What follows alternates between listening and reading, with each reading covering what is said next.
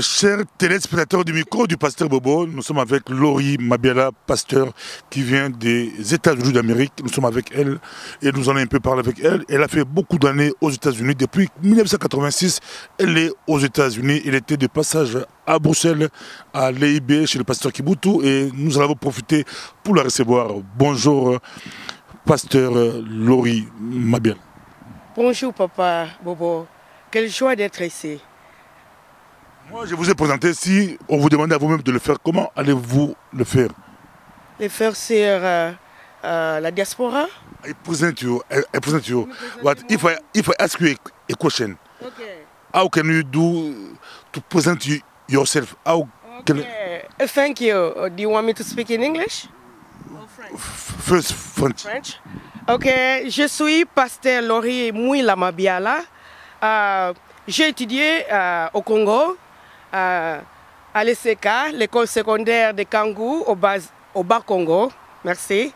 Et puis, après là, j'étais mariée. Après le mariage, nous avons eu des enfants et nous sommes partis aux États-Unis en 1986. Et là, on a étudié à Ashland University. Et quand on a terminé, nous étions ordonnés, mon mari et moi, à l'église méthodiste que nous appelons en anglais United Methodist Church. Et je suis partie de East Ohio Conference, ça c'est en Ohio, et c'est là où je suis pasteur de l'église de New London. Et je travaille là-bas, mais je suis vraiment intéressée sur la diaspora qui est en train de commencer ici à Bruxelles. C'est pourquoi je suis ici. Et Papa Bobo veut m'interroger sur ça. Et me voilà. Merci beaucoup. Vous annoncez les temps, la diaspora congolaise. Vous vivez aux États-Unis. En Amérique, il y a beaucoup de Congolais aux États-Unis. La diaspora, qu'est-ce qui vous intéresse dans la diaspora? Comment voyez-vous la diaspora congolaise? Donc, après avoir regardé les interviews que Pasteur Kibutu et Papa Bobo ont fait, cela nous a beaucoup intéressés. Nous avons constaté que comme Congolais, nous sommes dispersés partout dans le monde et nous essayons de tout pour supporter nos membres de famille au Congo, mais ce sont des choses que nous faisons individuellement. Et ce n'est pas grand, et ça n'apporte même pas un grand changement. Mais dès que j'ai écouté, c'est la diaspora, c'est comme vous dites en français, l'union fait la force. J'ai compris que si tous les Congolais qui sont dispersés à travers le monde, nous venons ensemble et nous mettons quelque chose, même quelque chose de très peu, mais s'il y a des millions et des millions de Congolais qui vont mettre cet argent ensemble, ça deviendra une puissance. Et cette puissance, ça peut aider à créer des entreprises, à créer, à même améliorer la vie des Congolais et au Congo et dans les diasporas. Ça signifie partout dans le monde. Et je pense que moi, je suis très intéressé. Et j'invite que tout Congolais, qu'il devienne partie de la diaspora. Et faisons quelque chose, pour la première fois dans notre vie, faisons quelque chose qui va changer notre pays et qui va aussi nous donner plusieurs possibilités de travailler. Parce qu'il y a beaucoup de Congolais qui sont très éduqués, mais qui travaillent comme des gens qui sont en train de conduire, par exemple, des camions, des taxis, parce qu'on n'a pas réellement de travaux. Et moi, je regarde les Chinois, que ce soit aux États-Unis et que ce soit ici, quand un Chinois arrive, il a déjà un travail dans un restaurant de Chinois. Quoi qu'il ne parle pas l'anglais. Il a du travail parce que les Chinois, ils ont leur entreprise, leur industrie. Et les premiers gens qui travaillent chez les Chinois, ça doit être un Chinois. Donc la même chose avec nous. Avec la diaspora, on peut créer du travail à l'étranger comme au Congo et avoir les Congolais travailler avec l'éducation qu'ils ont. C'est ça que je pense. Merci beaucoup. Nous sommes avec pasteur Laurie Mabiala. Elle vient des États-Unis d'Amérique. Elle nous parle d'un grand projet que le docteur Kibutu a lancé, l'Association internationale de la diaspora. Ça traversé les frontières, ça a traversé la Manche. C'est arrivé aux États-Unis et elle est vraiment très intéressée. Mais aujourd'hui, avec vous, on va vraiment parler. Vous vivez aux États-Unis d'Amérique. Parlez-nous un peu des Congolais des États-Unis d'Amérique. On voit peu de femmes émerger, peu de femmes congolaises émerger, diriger des entreprises, diriger même des églises comme vous le faites. C'est dû à quoi aujourd'hui on voit peu de femmes? Moi, je pense que c'est à cause de l'éducation. Aux États-Unis, quand vous êtes éduqué, avec votre éducation, quel que soit que tu es congolais ou bien de n'importe quel pays, si tu es citoyen des États-Unis ou bien tu es ce qu'on appelle résident, je pense que c'est comme cela, là, vous pouvez travailler n'importe où avec votre éducation. Mais le problème qui est là avec les États-Unis, vous devez avoir l'éducation des États-Unis, les diplômes des États-Unis. Si vous avez terminé à l'étranger, et surtout en Afrique, quand vous venez aux États-Unis, vous devez prendre certains examens pour avoir le même niveau de diplôme du pays. Et quand vous en avez, vous pouvez trouver du travail n'importe où. Mais si vous n'en avez pas, là vous travaillez dans des usines comme peut-être dans les restaurants, aider et tout ça. Mais avec votre éducation, c'est possible de travailler dans n'importe quelle position des États-Unis. Et surtout pour les citoyens américains. Bientôt, Hillary Clinton pourrait être la première femme devenue présidente aux États-Unis. Est-ce que chez vous là-bas, il y a aussi beaucoup de femmes congolaises qui ont émergé dans des domaines? Est-ce qu'il y a, on peut voir des femmes qui ont émergé? Je pense que oui, quoique je n'ai pas de nom que je peux donner. Mais ce que je pense avec les femmes congolaises, je constate que ce n'est pas seulement aux États-Unis, mais à travers le monde, les femmes, nous n'avons pas ce privilège d'être choisies dans des positions de leadership. La position de leadership. Mais avec l'évolution d'aujourd'hui, je constate que ce soit en Afrique, que ce soit en Amérique, que ce soit en Europe ou en Asie, les femmes commencent à avoir des positions. Par exemple, en Corée du Sud, c'est une femme maintenant qui est en charge. Bon, que vous alliez à...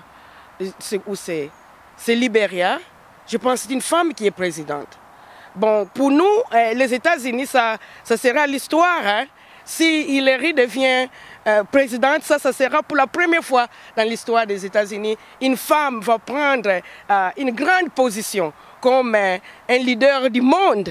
Et à cause de ça, nous sommes pleins de joie et plusieurs femmes veulent supporter Hillary, comme il y a des femmes aussi qui ne sont pas pour elle. Mais pour moi, c'est un grand pas qu'il venait de faire. Et surtout qu'elle venait de passer au niveau d'être a candidate, I'm sorry, a candidate, a Democrat candidate. Right now, ok, je viens maintenant avec l'anglais, je cherche des mots en français.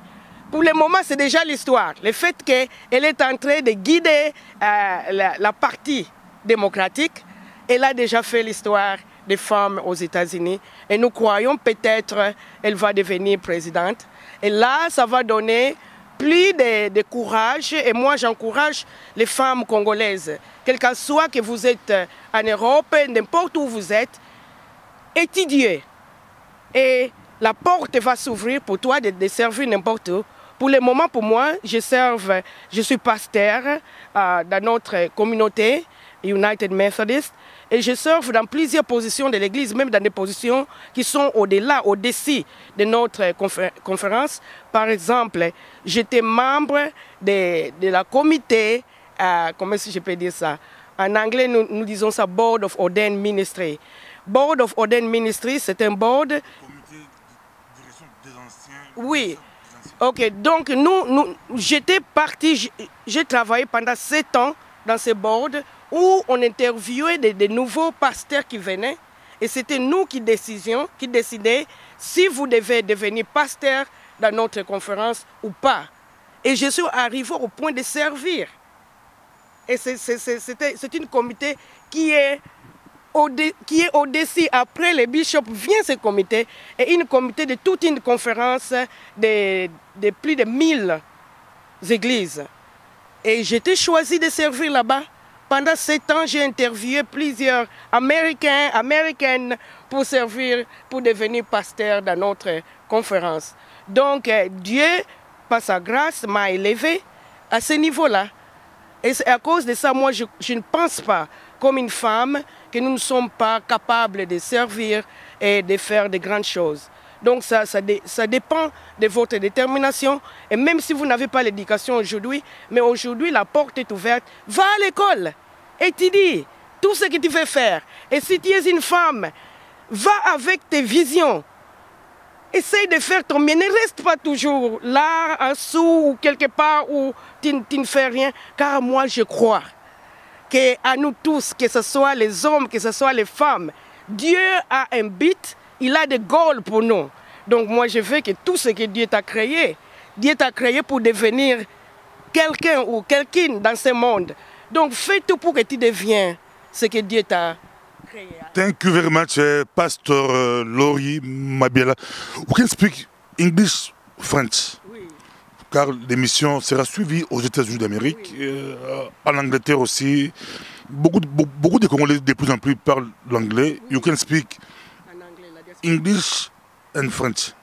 English, French. Okay, Lingala also, if you can. Okay, If you can.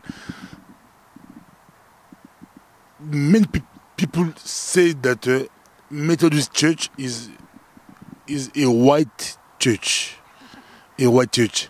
Why? Or how? Comment vous vous retrouvez dans une église qu'on dit une église blanche? Really, the United Methodist Church is not a white church only. And it is a church that is all over the world, especially all over the state, the United States. Yeah, United States of America. Yeah, in French. Okay, l'église méthodiste, ce n'est pas seulement une église de blancs. Il y a des noirs, et il y a le monde entier. Et ils sont partis de ça. Nous avons des pasteurs noirs, des pasteurs blancs, des pasteurs de l'Asie, des pasteurs de l'Amérique du Sud, qui sont partis de l'église méthodiste. Donc ce n'est pas seulement pour les noirs. Mais on sait que la majorité, ce sont surtout le nord des États-Unis, ce sont les blancs. Il y a plus de blancs dans l'église méthodiste que de noirs. Mais le sud, il y a aussi beaucoup. Bon, là où moi je travaille, je venais d'être dans l'église méthodiste depuis 1993. J'ai travaillé dans les églises de noirs et j'ai travaillé dans les églises de blancs. Pour le moment, je suis en train de servir dans une église qui est 99% de blancs. Il n'y a qu'un noir qui est un membre de cette église. Et je suis la seule noire, mais je suis leur pasteur. Hein. La seule noire, tu es pasteur des blancs. Oui, je suis pasteur dans une église des blancs. Il n'y a pas de racisme, tu ne sens pas le racisme? Vous dire la vérité, oui, il y a des racismes parfois dans certaines églises, mais là où je suis, ils m'ont accepté. Et puis, je ne sais pas comment le dire, hein, mon église m'aime beaucoup. Même les villages, les enfants et tout. Depuis que je suis arrivée là-bas, moi ce que je pense, quand vous arrivez quelque part comme une femme noire ou bien un homme noir qui arrive devant les blancs, au début ils ont des réserves. Mais si vous montrez que vous avez l'éducation, que vous pouvez faire le travail qu'on vous a donné, ils t'acceptent. Bon, quand je suis arrivée, oui, il y a eu un peu de réserve, hein, tu peux le sentir, mais je venais d'être là depuis 2 ans et je vois maintenant, tout le monde m'embrasse là-bas. Donc je suis vraiment aimée dans cette église, et pas seulement l'église, même les dirigeants. D'ailleurs, nous avons un programme dans mon église. Tous les cadres de la ville se rencontrent à mon église une fois le lundi. Et ce ne sont pas tous des chrétiens, des docteurs, des pompiers, ceux qui sont en charge des pompiers, ceux qui ont en charge de la police, et ceux qui ont des business, mais ceux qui sont en charge, tous les dirigeants de la ville, on se rencontre chaque lundi pour décider comment nous pouvons rendre notre ville plus belle et des activités que nous voulons faire. Pasteur Laurie, c'est extraordinaire. Vous êtes femme. On pourrait dire que c'est l'église, on dit que c'était un milieu des hommes. Une femme, et en plus noire, mais vous dirigez africaine, et vous dirigez les whites, les blancs. Au début, c'était compliqué, comme vous le dites, mais aujourd'hui, est-ce que vous sentez le racisme? Vous dire la vérité, là où je suis, il n'y a presque pas de... Je ne les sens pas. Je ne dis pas qu'ils ne les sont pas. Parce que les États-Unis, c'est plein de racisme. Il y a des fois, il y a trop de divisions qui arrivent. Mais ce que j'ai constaté, je pense que tu sois noir, que tu sois blanc et qui que tu sois, tu dois d'abord avoir confiance en toi-même. Il ne faut pas te voir toi-même. C'est tout ce que je dis aussi parce que j'ai servi avec les Noirs américains. Je leur ai dit, écoute, quoique nous venons d'être les derniers à être des esclaves aux États-Unis, ou bien ce qui s'est passé en Afrique du Sud. Mais ce que nous devons savoir, toute race a été dans l'esclavage à un certain temps. Et d'ailleurs, je crois, moi, ce qui me donne le courage de faire ce que je fais, la civilisation a commencé avec les Noirs. Hein. L'Égypte, c'était vraiment en charge du monde au début. Et c'était le nord de l'Afrique où la civilisation a commencé. C'est le centre de la civilisation. Les Noirs, ils ont vécu à un temps où ils étaient de grands et ils avaient des esclaves. Et moi, je pense qu'à travers des générations, chaque race venait d'être en esclavage. Donc, si nous sommes maintenant, nous sommes sortis de l'esclavage et nous sommes les derniers d'être des esclaves, ça signifie que nous sommes forts. Vous voyez? Et à cause de ça, il ne faut pas considérer l'esclavage qui s'est passé maintenant pour nous rendre comme nous sommes de rien. On est sortis et ils ont sorti à leur temps. Et pour le moment, il faut avoir confiance en soi-même. Merci beaucoup. Maintenant, parlons de la diaspora congolaise. On aura beaucoup de choses à parler. Vous avez suivi le docteur Célestin Kibutu Ngimbi qui sillonne le monde entier. Bientôt, il sera aussi aux États-Unis d'Amérique. Je crois que vous allez le recevoir aux États-Unis d'Amérique. Il sera là-bas. Mais par rapport à cette vision-là, les Juifs s'organisent. Beaucoup de pays, beaucoup de peuples sont très bien organisés. Vous avez su les docteurs, croyez-vous que c'est possible au Congolais? Et si on vous demandait de donner un conseil aux Congolais, quels sont les points qu'on devrait retenir par rapport à la vision du docteur Kibutu que vous suivez très bien? Merci, mon frère. Moi, je pense qu'après avoir écouté les pasteurs, le docteur Kibutu, j'ai compris que nous avons une grâce. En anglais, nous disons opportunity. It is an opportunity for us, all Congolese that are all over the world. This is an open door for us in order to come together and do something great for our country and for the world. And why I like it? I like it because I know by myself, or Dr. Kibutu, or all these people, yes, God has blessed us. We have a good life. I can be a part of the diaspora or not. My life is fine. Dr. Kibutu's life is fine. But is all as a united part of the Congo are all our people, all right? Tu peux le dire en français, soit je peux aussi traduire en lingala pour les autres qui est porte fungwami, ou qui est vision, il y a d'autres qui boutent pour la diaspora, ils ont vraiment opportunité pour la biso, porte fungwami qui est biso, Congolais et Libanda, Congolais et la diaspora, ensemble on peut faire quelque chose de grand. Mais tu peux le dire en français aussi. Ok, en français, comme je vais dire, après avoir écouté la vision du docteur Kibutu concernant la diaspora, j'ai compris que docteur Kibutu a une bonne vie. Il pouvait vivre dans sa maison et sa famille et être bien en lui-même. Comme moi aussi. Je suis citoyen américain, je suis citoyenne américaine. J'ai une bonne vie. Donc je peux vivre mieux par moi-même.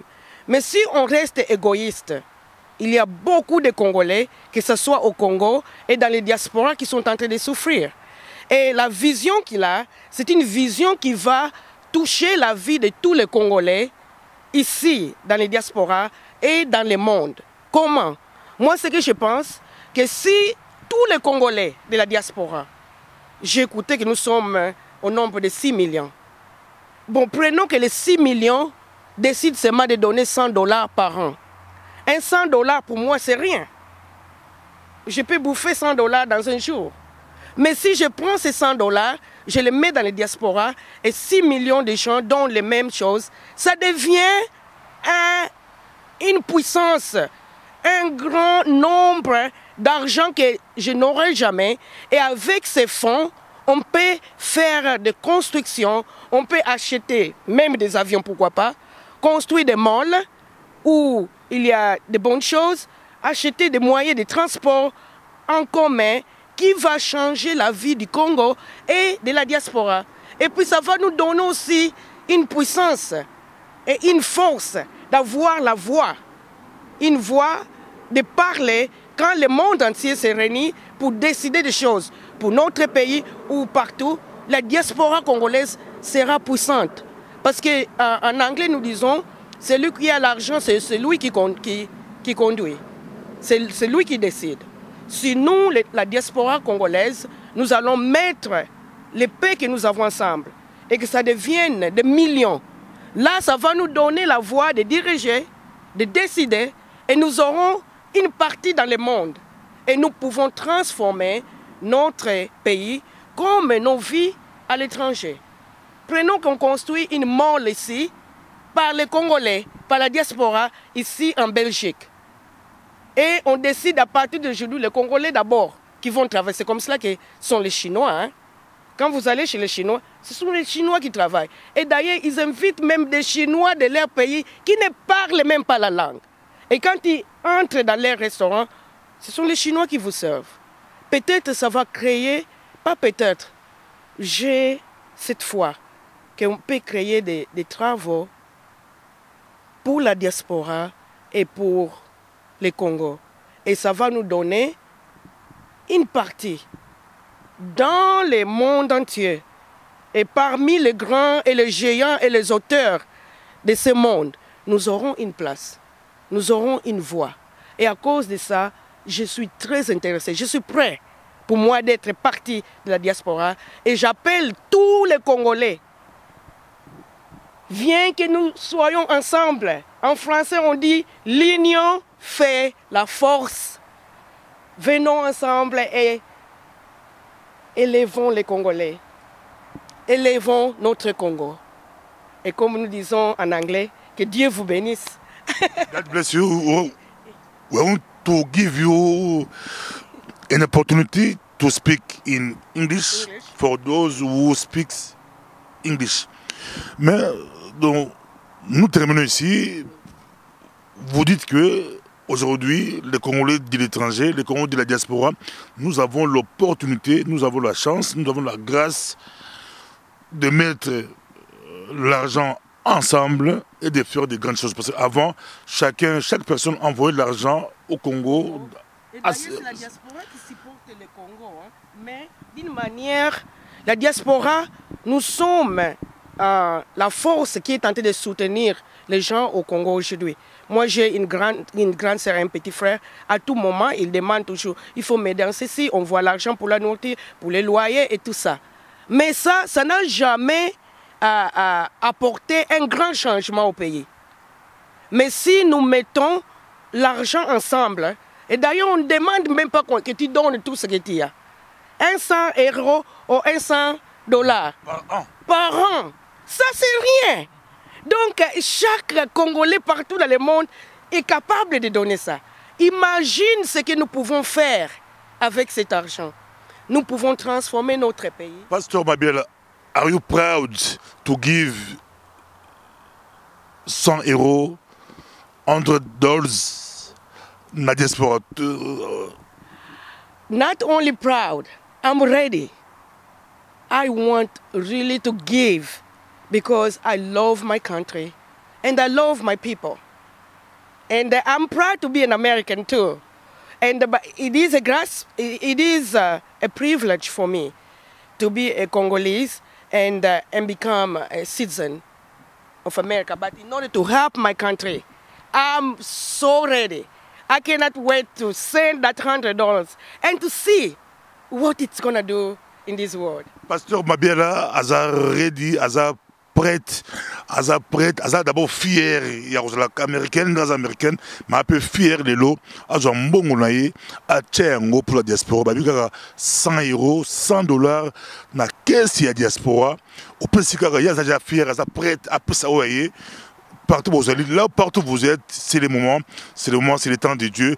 Les Congolais de la diaspora aujourd'hui, bas après, bas à 100 €, $100, 100 livres sterling, bâtiment together, ensemble, pour la diaspora. Et puis, l'association de l'AIDC, l'association de la diaspora, c'est vraiment crédible. C'est crédible avec que dirige Dr Kibutu. C'est vraiment crédible. C'était le temps où Batouba joue en bongo, bâtir ensemble pour de grandes choses. D'ailleurs, j'étais dans leur réunion hier, et dans la réunion, j'ai compris la manière qu'ils sont en train d'organiser, comment cet argent va être recevoir. Ce n'est pas l'argent qui va partir dans un fonds d'énormes, mais c'est l'argent qui va être détenu par une banque. Et tous les programmes qui vont se faire, c'est la banque qui va travailler avec les agences qui vont commencer à construire les projets. Donc vous pouvez être sûr que personne ne va prendre votre argent, que votre argent va assurer les constructions et les changements qu'on veut apporter et au Congo et partout dans les diasporas. A message in English, English, a short message in English. Good morning or good evening to anybody who's going to follow this time. I am Lori Mabiala. I'm pastor in United Methodist Church, and I've been there for years. And I've served in that conference or that church for years.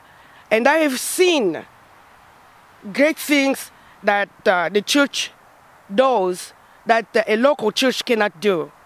And to tell you the truth, la diaspora congolaise looks like our conference. Our conference, the United Methodist Church, is a denomination that decided to come together and to give our money and our work so that we can do great things that a local church cannot do. And I want you to know I've seen great things that we do together when we come together as a church. Right now, I can tell you an example. Our conference is called East Ohio Conference. With the United of Churches, we were able to build an elementary school, a high school, and university in Sierra Leone. And to tell you the truth, a local church by itself could not do that. And that's what I see with the diaspora that is starting. By yourself, you cannot change and make great things in Congo or here in Europe or in the United States. But if we come together and we put the money together, we can build great things in the Congo, change even our country. We don't need always to go beg. As we're going to finish, I want just to explain what Dr. Kibutu is saying, because I did follow the interview. What he was saying, he's asking to all of us that are scattered all over the world to give at least $100 a year or €100 a year. With that money, and I heard that there is 6 million Congolese around the world. Just imagine if 6 million decide to put just $100 or €100 a year. That money will be able to build malls. That money will be able to buy aeroplanes. That money will be able to make construction of roads, build cities, houses, all kinds of things.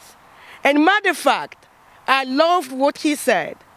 he's planning to build like malls, hotels, and area park, amusement park in the Congo. And when you are a part of the diaspora, when you go to the Congo, there will be a limousine or a Mercedes will come and pick you up and take you to the hotel. You will have some privilege that other people do not have.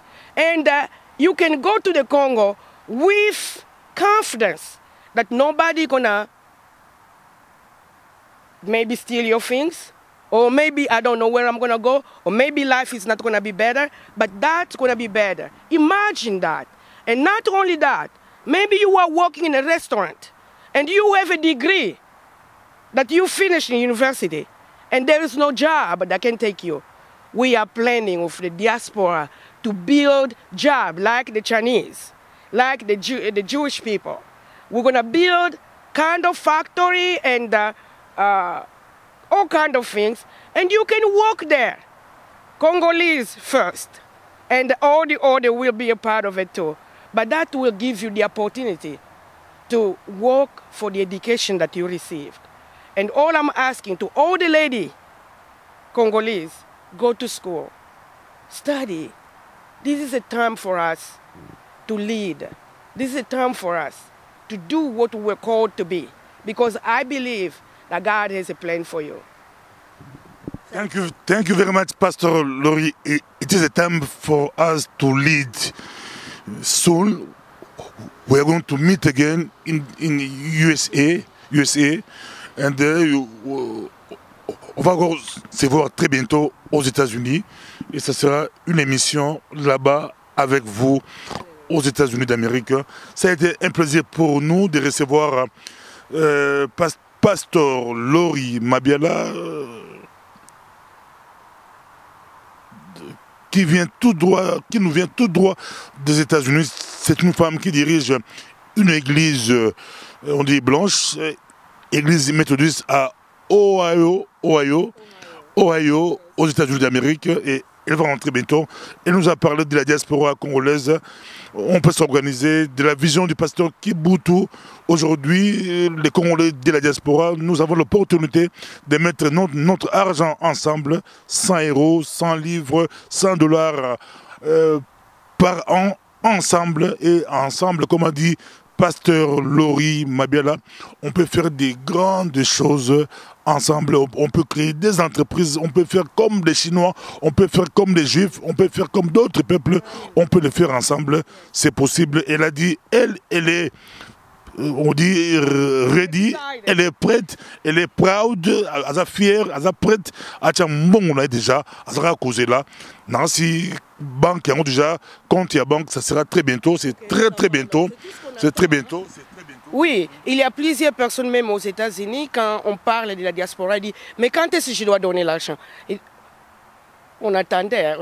On attendait, c'est déjà prêt. Dans quelques jours, le numéro de compte sera disponible à tout le monde.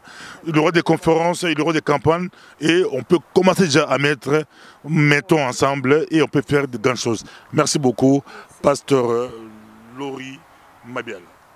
Merci. God bless you. Okay, God bless you all, and thank you for this opportunity.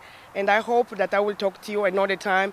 Please, if you hear what we are saying, be a part of it. This is something good, something new, something that we need to do. It is our time, because our time is passing by. Come and join. Let's do great things. Let's change the world. Let's be a part of the change. Come and join us. Thank you. Merci beaucoup, Jonas. Comme a dit Obama, yes. We can. Yes, we can. Yes, we can. Congolese. Yes, we can. Congolais. Yes, we can. We can do it. Jonas. Yes, we can. Bah, Congolais diaspora, oui. Yes, Tokoki, il y a solo Tokoki, il y a solo Tokoki.